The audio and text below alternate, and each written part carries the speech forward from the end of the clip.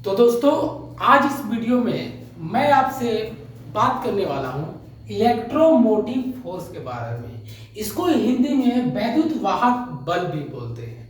देखिए, अगर आप इसको इसको आप अगर नाम को अच्छे से समझ ही लेंगे ना, तो आपको पूरा इसका डिफिनेशन समझ में आता है।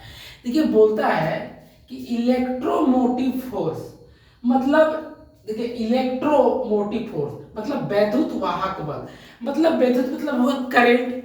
मतलब करंट को आप वाहक बना, मतलब वाहक मतलब वाहन समझते हैं, गाड़ी जो एक जगह से दूसरी जगह जा सके उसे हम लोग वाहन बोलते हैं। मतलब और बल वो मतलब एक ऐसा बल जो विद्युत को वाहन बना दे। मतलब एक ऐसा बल हम किसी पे लगाए या एक बल किसी चीज पर ऐसा लगे कि वो वैद्युत जो करंट है, इलेक्ट्रिक करंट है, वो एक जगह से दूसरे जगह ट्रांसफर हो जाए। तो वो जो मतलब कहने का मतलब है, जब करंट एक जगह से दूसरी जगह अगर करंट जा रहा है, और करंट में क्या होता है आपको पता है, इलेक्ट्रॉन एक जगह से दूसरी जगह जाता है। तो वह बल जो इलेक्ट्रॉन इसको बोलते हैं इलेक्ट्रॉन, क्या बोलते हैं, वह बल जो इलेक्ट्रॉन को एक जगह से दूसरे जगह पहुंचा दे, है ना। और तो जब इलेक्ट्रॉन एक जगह से दूसरे जगह जब जा रहा है, तो यानी उस पर कोई ना कोई तो फोर्स एक्ट कर रहा है। बिना फोर्स का कोई एक जगह दूसरी जगह जा ही नहीं सकता, आपको पता है। तो वह बल, वो फोर्स जो इलेक्ट्रॉन को एक जगह से दूसरी जगह पहुंचा दे, तो उसी फोर्स को इलेक्ट्रॉन मोटिव फोर्स कहते हैं। ठीक है, नाम ही बता रहा कि इलेक्ट्रॉन को मोटिव मतलब क्या होता है, इसको मोशन क्रिएट करते हैं, काइनेटिक एनर्जी क्रिएट करते हैं। मतलब जो एक जगह से दूसरी जगह जा सके उसको बोलते हैं मोटिव। अब फोर्स मतलब ऐसा फोर्स लगा दे कि इलेक्ट्रॉन को एक जगह से दूसरी जगह पहुंचा दे, तो उसी फोर्स को बोलते हैं इलेक्ट्रॉन मोटिव फोर्स। लेकिन बात रहा दोस्तों कि इलेक्ट्रॉन एक जगह से दूसरा जगह जाएगा कैसे। बात यही रहा कि एक जगह से जैसे दूसरी जगह कैसे जाए। अगर हमको पता रहता कि हमको एक जगह से, तो हम अपने ही में करंट पैदा कर लेते और एक जगह से दूसरी जगह करंट भेज देते। ऐसा तो होता नहीं है। मैं कुछ ना कुछ तो ऐसा है, कुछ स्पेशल टाइप्स ऑफ फोर्स है जो किसी एक बॉडी में एक्ट कर रहा है, and after that electron moving to one place to another place. कोई ना कोई तो कोई फोर्स जरूर एक्ट कर रहा है। तो आइए मैं आपको समझाता हूँ। उसके लिए आपको थोड़ा सा बेसिक समझ में आना चाहिए। देखिए, मैं ये वीडियो को ऐसे सोच के चल रहा हूँ कि जो पढ़े लिखे वो तो देख ही रहे हैं, लेकिन मैं सोच रहा हूँ कि जो सिर्फ जानने के लिए देख रहे हैं, उनको पढ़ाई लिखाई से कोई मतलब, तो मैं मैं आपको बताने का कोशिश करूंगा कि आपको कुछ नहीं आता है। क्लियर है, आपको बुक का नॉलेज कुछ नहीं है, तो ये सोचकर मैं आपको समझाऊंगा। तो देखिए, मैं आपको बता देता हूं कि हमारा जो शरीर है ना, ये किसी भी शरीर दुनिया में आप जो भी देख रहे हैं वो सब मैटर होता है। मतलब कोई ना कोई चीज समझिए, मतलब दुनिया में आप जो भी चीज देख रहे हैं वो कुछ ना कुछ चीज से मिलकर बना है, कुछ चीज से मिलकर बना है। आपने देखा होगा, आप हलवा खाते हैं तो सूजी का दाल से बनकर बना होता है। लड्डू खाते हैं तो देखिए मैदा से बना हुआ होता है, जी बना होता है। आप रोटी खाते हैं वो आटा से बना हुआ है। उसी ना कोई चीज से चीज मिलकर बना होता है, ये जान लीजिए। कोई ना कोई चीज, हमारे शरीर भी वैसा ही है। बोर्ड आप देख रहे हो वही कुछ ना कुछ से बना है। तो दुनिया में जो भी चीज है ना, वो कुछ ना कुछ चीज से मिलकर जरूर बनी है। ठीक है, तो वो सबसे छोटा चीज जिससे कोई चीज मिलकर बनता है, उसी सबसे छोटा चीज को हम लोग बोलते हैं एटम। क्या बोलते हैं? एटम। तो मान लीजिए ये एटम है, हम थोड़ा बड़ा बना रहे हैं ताकि आपको समझ में आए।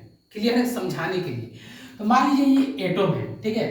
तो एटम के अंदर में ना न्यूट्रॉन, प्रोटॉन, इलेक्ट्रॉन होता है। मैंने आपको बताया, मैं ऐसे बताऊंगा कि जो वीडियो जो पढ़े लिखे नहीं भी उनको भी समझ में आए। तो आप समझिए कि इसमें इलेक्ट्रॉन होता है, एटॉम के अंदर में इलेक्ट्रॉन होता है। ऐसे एटॉम के अंदर में न्यूट्रॉन, प्रोटॉन भी होता है। लेकिन आप ऐसे समझिए, आपको न्यूट्रॉन, प्रोटॉन से लेना देना नहीं है अभी। अभी बस आपको समझना है कि इस एटॉम के अंदर में एक एटॉम होता है, इलेक्ट्रॉन होता है। क्या होता है? इलेक्ट्रॉन होता है। मतलब क्यों होता है मैं वो भी बताता हूँ। देखिए, और मैं चाहता हूं इसमें भी, ये भी एटॉम है और ये भी एटॉम है, और मान किसी भी चीज का एटॉम है। ठीक है, मान लीजिए किसी भी चीज का एटॉम, मान लीजिए ये एटॉम है और ये भी एटॉम है, और इसमें भी इलेक्ट्रॉन है, इसमें भी इलेक्ट्रॉन है। ठीक है, इसमें भी मान लीजिए ये इलेक्ट्रॉन है, इसमें भी इलेक्ट्रॉन है। ठीक है, और देखिए, अगर मैं चाहूंगा कि इसका इन दोनों को आपस में मिले, तो इन दोनों में पता है क्या मिलेगा, इसमें का इलेक्ट्रॉन आपस में मिलेगा। जैसे मैं दूध और पानी को, चाहे मैं आपको कोई भी चीज का एग्जांपल दे, मान लीजिए दूधे का, तो जब दूध और पानी, ऐसे तो दूध में मॉलिक्यूल्स हो जाता है, मैं बता रहा हूँ कि अगर दूध और पानी को आपस में मिलाए तो हम लोग बोलते हैं दूध पानी मिल गया। लेकिन पता है दोनों में से क्या मिलता है, दूध का इलेक्ट्रॉन और पानी का इलेक्ट्रॉन आपस में मिलता है और कुछ नहीं मिलता है। मतलब समझिए कि एटम के अंदर से सिर्फ इलेक्ट्रॉन ही बाहर निकल सकता है। एटम के अंदर से अगर कोई चीज बाहर जा सकता है तो इलेक्ट्रॉन ही बाहर जा सकता है। इलेक्ट्रॉन को छोड़कर बाहर कोई चीज नहीं निकलता है। तो दूध से अगर पानी मिलने जा रहा है तो उन दोनों को अंदर से कुछ बाहर निकलेगा, तभी तो उन्हें मिक्स करेगा। तो क्या मिक्स करता है पता है, वो आपस में इसका इलेक्ट्रॉन उसमें चला जाता है, उसका इलेक्ट्रॉन इसमें आ जाता है। ऐसे ही होता है, समझ में आ रहा है। मतलब कभी भी आपस में रिएक्शन होता है तो उस दोनों के आप एक चीज से दूसरा चीज को आप जब भी मिला रहे हैं ना, तो आप समझिए कि एटम से बस इलेक्ट्रॉन बाहर, एटम के अंदर से इलेक्ट्रॉन निकल रहा है दूसरे में चला जा रहा है, या दूसरे का इलेक्ट्रॉन निकल के पहले वाले में चला, मतलब किसी में इलेक्ट्रॉन का आदान प्रदान होता है, लेन देन होता है। मतलब समझिए एटम का ही लेन देन, इलेक्ट्रॉन का ही बिजनेस होता है ना। इसको लेन देन समझिए, ऐसा समझिए। तो अगर हम चाहते हैं कि इसका इलेक्ट्रॉन इसमें है, हम चाहते हैं कि इसका इलेक्ट्रॉन इसमें आ जाए, हम बोलेंगे तो आ जाएगा? नहीं आएगा। हमसे तो डरता नहीं है कि हम बोलेंगे इलेक्ट्रॉन तुम इसमें आ जाओ, ये तो आएगा नहीं। लेकिन तो अगर हम इस इलेक्ट्रॉन को ना इसमें अगर ला दे, क्या ला दे, अगर इसका इलेक्ट्रॉन हम इसमें ला देंगे ना, तो समझिए करंट आ जाएगा। क्या आ जाएगा? करंट आ जाएगा। आप बोलेंगे कैसा होता है? ये ऐसा ही होता है। करंट देखिए बोला जाता है ना, आपने नदी का दोस्तों कि नदी का धारा नाम सुने हैं? नदी का धारा बह रही, मतलब नदी का जब पानी बहता है, देखिएगा नदी का पानी एक डायरेक्शन में फ्लो करता है। तो जब कोई भी चीज एक डायरेक्शन में फ्लो करता है ना, तो उससे धारा बोलते हैं। क्या बोलते हैं? धारा।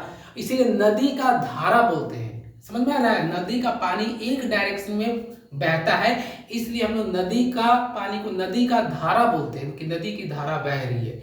और इस धारा को ही करंट बोलते हैं। क्या बोलेंगे? करंट। तो अगर इंग्लिश में बात करना है तो हम लोग बोलेंगे वाटर करंट फ्लो कर रहा है। समझ में आ गया? मतलब धारा क्या है? फ्लो है, बस फ्लो है। जो अगर कोई एक चीज फ्लो कर रहा है तो उसे हम धारा बोलेंगे। कोई भी चीज अगर एक डायरेक्शन, याद रखिए करंट को ही करंट इंग्लिश में बोलते हैं।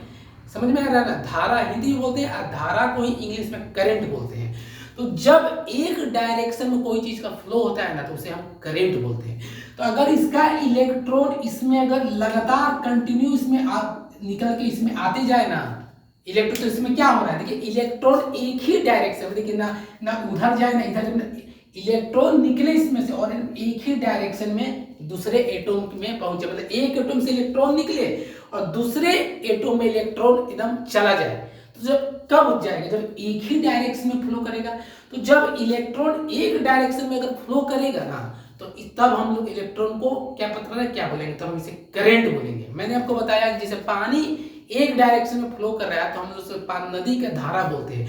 उसी तरह अगर इलेक्ट्रॉन एक डायरेक्शन में फ्लो करता है तो इसे भी हम क्या बोलेंगे? इलेक्ट्रॉन का धारा बोलेंगे, या इंग्लिश में इलेक्ट्रॉन का करंट बोलेंगे। क्या बोलेंगे?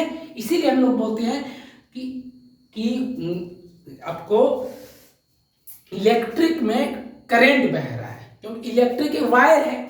तो वायर के अंदर में आप तो देखते आंख से कितना दिखिएगा तो आपको करंट नहीं दिखेगा, लेकिन अंदर में उसका इलेक्ट्रॉन एक ही डायरेक्शन में फ्लो कर रहा है, जिसे हम लोग करंट बोलेंगे। लेकिन हम बोलते हैं कि इसमें से तुम इसमें चलो फ्लो करो, तो ये अपने आप फ्लो नहीं होता है, समझिए। तो हम क्या करें कि इसमें से फ्लो करने लगे। ऐसा अगर होता तो मेरे हाथों में मेरा भी शरीर एटम है, ये देखिए बोर्ड भी एटम है, लेकिन हम इसमें से छू रहे तो करंट नहीं मार रहा है। लेकिन हम कुछ ऐसा देख, लेकिन जैसे ही हमारे ऊपर करंट आ जाता है, कोई हम तार जिसमें करंट है उसको छू लेते हैं तो करंट आ जाता है।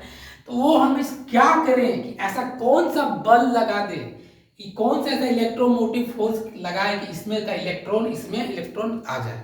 बस इसमें का इलेक्ट्रॉन इसमें आ जाएगा, यानी फोर्स क्रिएट हो गया। इसी फोर्स को तो हमको क्रिएट करना, मतलब यही तो इलेक्ट्रॉन मोटिव फोर्स हमें इसमें लगाना है। तो कैसे लगेगा? ठीक है, ये आइए हम समझाते हैं। देखिए अगर मैं बोलूं, पानी आप देखे होंगे, पानी का नॉर्मल टेम्परेचर रहता है 25 डिग्री, ठीक है, और मैक्सिमम कितना टेम्परेचर तक हम पानी का बढ़ा सकते हैं, 100 डिग्री। लेकिन देखिए अगर मैं पानी, मान लीजिए कि इसमें अगर पानी है, इसमें अगर पानी है, इसमें मान लीजिए कि पानी है, और इस पानी का टेम्परेचर कितना है, 25 डिग्री है, तो मैं इसको हीट देकर बढ़ा दिया, कितना बढ़ा दिया, 100 डिग्री कर दिया, और 3-4 घंटा या और 5-6 घंटा बाद आकर देखूंगा तो पानी का टेम्परेचर क्या 100 डिग्री रहेगा, आपको भी पता नहीं है क्या, फिर से ये 25 डिग्री में वापस आ जाएगा। मतलब इससे हम समझ रहे हैं कि जो चीज जो नेचुरल उसका जो कंडीशन है उसी को कंडीशन को बनाए रखना चाहता है, ऐसा होता है। तो मतलब इसमें जो हम हीट दिए, इसका 25 डिग्री हीट था, तो इसमें जब हम 100 डिग्री टेम्परेचर तक के हीट दिए तो अब 5-6 घंटे के बाद देखते हैं कि फिर से 25 डिग्री हो गया, यानी ये बाकी का 75 डिग्री का जो हीट था वो नेचर में फ्लो कर दिया। फ्लो के मतलब टेम्परेचर को बढ़ाने के लिए हमें काम करना पड़ा, हमें इसको हीट देना पड़ा, पानी को 25 डिग्री से 100 डिग्री तक पहुंचाने के लिए हमें काम करना पड़ा। लेकिन जब पानी गर्म हो गया तो ठंडा होने के लिए हमको कोई काम नहीं करना पड़ा, पानी अपने आप ठंडा हो जा रहा है। यानी क्या करें, पानी अपने आप एक फोर्स लगा रहा है, इसका अपना फोर्स है जो इसको पानी बाहर, जो हीट को बाहर निकाल दिया। क्या किया, पानी जो एक्स्ट्रा जो 25 डिग्री का बाद जो 75 डिग्री तक हम इसको हीट दिए 100 डिग्री तक पहुंचाने के लिए, वो 75 डिग्री तक हीट बाहर निकाल दिया, तभी तो 25 डिग्री वापस आ गया। तो 75 डिग्री जो 75 डिग्री सेल्सियस तक हम जो हीट दिए वो तो निकालने के लिए हम कुछ नहीं कि ये खुद ही निकाल दिया। तो ये वो इलेक्ट्रॉन मोटिव फोर्स ये क्रिएट कर रहा है। आप बोलेंगे कैसे, मैं वो बताता हूँ। देखिए मैंने पानी को हीट दिया तो मैंने आपको बताया है कि एक एटम्स के अंदर से दूसरे एटम में कुछ नहीं जाता है, बस इलेक्ट्रॉन ही जाता है, समझिए। तो जब हम इसको हीट दे रहे हैं तो हीट जब आग में से ये कोई भी गर्मी हीट जब हीट इसमें गया तो आपको मैंने बताया, आपने देख रहे हैं वो हीट जा रहा है, समझिए वो इलेक्ट्रॉन है, समझिए नहीं, आप मानिए इलेक्ट्रॉन ही, एक एटम से अंदर में दूसरे एटम में इलेक्ट्रॉन ही दौड़ता है। तो हीट के अंदर भी एटम है, पानी के अंदर भी एटम है, तो हीट का एटम निकल के पानी के अंदर में एटम में गया और उसका एटम उसका टेम्परेचर को हीट, यानी हीट समझिए टेम्परेचर को बढ़ा रहा है। इसके अंदर जितना एटम आ रहा है उतना ये एटम, आप ऐसे समझिए कि इसका 25 एटम है, इसके अंदर में 25 एटम है। अब देखिए आपको समझ में आएगा, पानी को समझिए, पानी के पास 25 एटम है, ठीक है। मैंने क्या किया, हीट दिया, नीचे से हीट दे रहा हूं, नीचे से मैंने हीट दे रहा हूं, और आप जानिए कि नीचे से जो हीट दे रहे हैं वो क्या, इसमें हीट से क्या निकल रहा है, एटम निकल रहा है। तो इसमें एटम गया तो इसके पास 75 और एटम गया, इसका 100 एटम हो गया, इसके पास क्या एटम हो गया, 100 एटम हो गया। लेकिन 5-6 घंटे में बाद में देख रहा हूं कि फिर से इसका 25 ही इसके पास एटम है, यानी 75 एटम ये क्या किया, बाहर निकाल दिया। 75 एटम बाहर निकाल देता, खुद निकाल देता है, हमको कोई काम नहीं करना पड़ा। जब पानी को गर्म कर दिया फिर से वो अपने आप ठंडा हो जाता है। तो जो पानी जो खुद अपना एक फोर्स क्रिएट करता है, अपना बल लगाता है, और देखिए क्या चीज के लिए बल लगा रहा है, ये पानी बल लगा रहा है ताकि इसका इलेक्ट्रॉन एक्स्ट्रा जो इलेक्ट्रॉन वो बाहर निकल जाए। तो इलेक्ट्रॉन पे बल लगा रहा है। तो इसी यही तो मैंने बताया था कि जब इलेक्ट्रॉन एक जगह से दूसरा जगह चल जाए और दूसरा जगह जाने के लिए जो बल लगता है उसी बल को इलेक्ट्रॉन मोटिव फोर्स करते हैं, यानी विद्युत वाहक बल लगाते हैं। तो पानी तो क्या कर रहा है, पानी का एटम एक जगह से दूसरे जगह जा रहा है, तो इसके लिए बल लगा रहा है, तभी तो पानी का जो एक्स्ट्रा 75 एटम है वो बाहर निकल जा रहा है। समझ में आ रहा है। और जैसे ही बाहर निकल रहा है तो इसको हम लोग इलेक्ट्रॉन एक डायरेक्शन में फ्लो कर जा रहा है। मतलब देखिए मान लीजिए कि यहाँ पर मैंने कोई चीज रख दिया, कर दिया, तो जब इसमें इसका मैं ऐसा कर दिया कि पानी का सीधा इलेक्ट्रॉन निकल के इसमें आ जाए। मैं एक बार चेक कर लेता हूँ कि ये कवर वीडियो में आ रही है कि नहीं। तो आ रहा है, तो मैंने कर रहा है कि पानी का इलेक्ट्रॉन निकल के इस बॉक्स में आ जाएगा। ये एक बॉक्स है, क्या है, इस बॉक्स है। तो मैं चाह रहा हूं कि इस पानी का जो एक्स्ट्रा एटम है ये अगर पानी एक्स्ट्रा एटम को बाहर निकालता है, इलेक्ट्रॉन को बाहर निकालता है, तो ये इलेक्ट्रॉन जाके इस बॉक्स में जमा हो जाएगा। तो इसमें 25 एटम इसके पास, मैंने हीट दिया तो हीट से इलेक्ट्रॉन निकल गया इसके पास 100 100 एटम हो गया। फिर 4-5 घंटा बाद आके देखना तो पानी के पास 25 एटम है, जो उसका नेचुरल पोजीशन है, जिसको कैरी कर लेता है। गर्म कर दो फिर से वो 25 डिग्री में आ जाता है। तो 75 एटम कहाँ गया? इन 75 एटम यहाँ पे जमा हो गया। 75 एटम नहीं, सॉरी मैं भूल जा रहा हूँ, 75 इलेक्ट्रॉन यहाँ जमा हो जा रहा है। लेकिन यहाँ पे जमा कैसे हुआ? इस पानी में से इलेक्ट्रॉन ऐसा लगातार फ्लो किया, लगातार। तो देखिए इससे निकलकर इस बॉक्स में जा रहा है। तो देखिए इलेक्ट्रॉन इससे इसमें एक डायरेक्शन में जा रहा है, मतलब ना इलेक्ट्रॉन इधर जा रहा है, ना इलेक्ट्रॉन इधर जा रहा है। इसमें क्या हो रहा है? एक डायरेक्शन में पानी का एटम निकल के बॉक्स में जमा हो रहा है। तो हमें कह सकते हैं कि देखिए इसमें से क्या जा रहा है अभी। और मैंने बताया जब इलेक्ट्रॉन एक डायरेक्शन में फ्लो करने लगता है तो उसे हम करंट बोलते हैं। तो अब देखिए पानी में से इसमें से करंट निकल रहा है। हम बोल सकते हैं कि इस पानी में से बॉक्स में करंट जा रहा है, बोल सकते हैं, एकदम बोल सकते हैं, क्योंकि इलेक्ट्रॉन फ्लो कर रहा है। और जब इलेक्ट्रॉन फ्लो करता है तो हम लोग बोलते हैं कि करंट फ्लो कर रहा है। तो इसी तो हम लोग कह सकते हैं पानी में से अब बॉक्स में क्या जा रहा है? करंट जा रहा है। क्या बोलते हैं? करंट जा रहा है। तो आप बताइए इसने कौन सा बल्ब लगाया? बस ये बताइए कौन सा बल्ब लगाया। इसका कैपेसिटी है पानी का, एक मिनिमम कैपेसिटी होता है, एक मैक्सिमम कैपेसिटी होता है। जैसे कि इस हम लोग का 4 रोटी में पेट भर जाता है, लेकिन ऐसा नहीं है कि हम लोग 4 रोटी से ज्यादा नहीं खाते। कुछ अच्छा बनता है तो हम लोग 6 रोटी खा लेते हैं या 8 भी रोटी खा लेते हैं। लेकिन 4 में पेट भर रहा है तो 4 के बाद जो खा रहे हैं वो एक्स्ट्रा खा रहे हैं। उसी तरह पानी के पास 25 डिग्री टेम्परेचर होता है नॉर्मल। मैंने अब 25 डिग्री मत समझिए, आप इसको इलेक्ट्रॉन समझिए तब समझ में आएगा। तो पानी के पास 25 इलेक्ट्रॉन, ऐसे पानी के पास 25 इलेक्ट्रॉन नहीं होता। मैं समझाने के लिए जो 25 इलेक्ट्रॉन बता रहा हूँ इसका 25 डिग्री सेल्सियस बता रहा हूँ। तो पानी के समझिए 25 को इलेक्ट्रॉन है, ये इसका नॉर्मल है। लेकिन इसका मैक्सिमम कितना इलेक्ट्रॉन को रख सकता है? वो 100 इलेक्ट्रॉन, क्योंकि पानी का मैक्सिमम टेम्परेचर है 100 डिग्री, जिसको बॉइलिंग पॉइंट बोलते हैं। तो उसी मैक्सिमम इलेक्ट्रॉन इसको रख सकता है। मतलब देखिए हीट में से पानी में क्या आ रहा है? हीट आ रहा है। और मैंने बताया कि हीट से निकल के इलेक्ट्रॉन जा रहा है, इलेक्ट्रॉन पानी में आ रहा है। तो पानी मैक्सिमम इलेक्ट्रॉन अपने अंदर रख सकता है 100 को। समझ में आ रहा है? 100 को। लेकिन ये है आप इस 100 मैक्सिमम रखेगा, लेकिन 25 को हरदम रखता है। बोलता है 25 को हमको एकदम चाहिए। अब 25 का बाद जितना भी अगर हमको 25 का बाद अगर आप मेरा बढ़ाते हैं तो उसको बाद भी हम निकाल के बिक देंगे। पानी बोलता है कि 25 को इलेक्ट्रॉन हम रखेंगे, बाकी का इलेक्ट्रॉन हम बाहर निकाल कर बिक देंगे। तभी तो पानी का हम टेम्परेचर बढ़ा देते हैं। कुछ देर के बाद देखते तो पानी का टेम्परेचर वही है, क्योंकि बाकी 25 डिग्री का बाद वाला जो टेम्परेचर उसको पानी बाहर बिक देता है।